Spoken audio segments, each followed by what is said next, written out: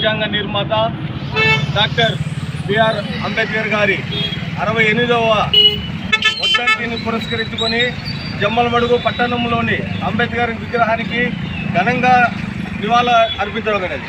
అయితే ఈ దేశంలో స్వేచ్ఛ సమానత్వం ఉండాలని ఆ రోజు భారత రాజ్యాంగ నిర్మాత డాక్టర్ బాబాసాహెబ్ అంబేద్కర్ గారు పోరాటం చేసినాడు.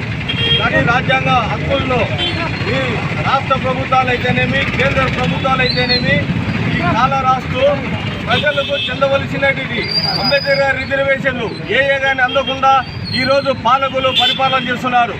ఈరోజు ఎస్సీ ఎస్టీ బీసీ మైనారిటీల యొక్క రిజర్వేషన్లను రద్దు చేసే కుట్ర జరుగుతుంది. ఈరోజు గత 40-50 సంవత్సరాల ముందు ఏ విధంగా ఈ దేశంలో దళితుల పరిస్థితి ఉందో అదే పరిస్థితి ఈరోజు తీసుకురావడానికి కంకణం కట్టుకున్నది రాష్ట్ర ప్రభుత్వం, కేంద్ర ప్రభుత్వం.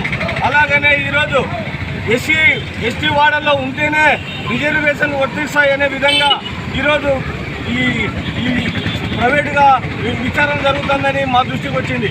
ఇది పూర్తిగా అన్యాయము. ఎక్కడైనా ఉండొచ్చు, ఎక్కడైనా జీవించవచ్చు, ఎక్కడైనా ఏ ఇల్లు ఎక్కడైనా ఉండొచ్చు.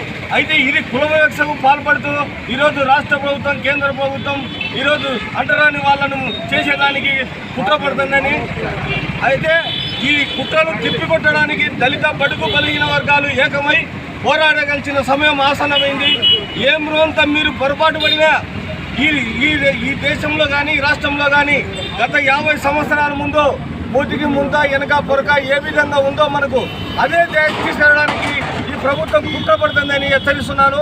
దళిత బడు బలిగిన వర్గాలు జాగ్రత్త పడి ఈ కుట్రలు తిప్పికొట్టలే భాగంగా పనిచేయాలని రాష్ట్ర మానవ తరఫున డిమాండ్ చేస్తూ జై భీమ్.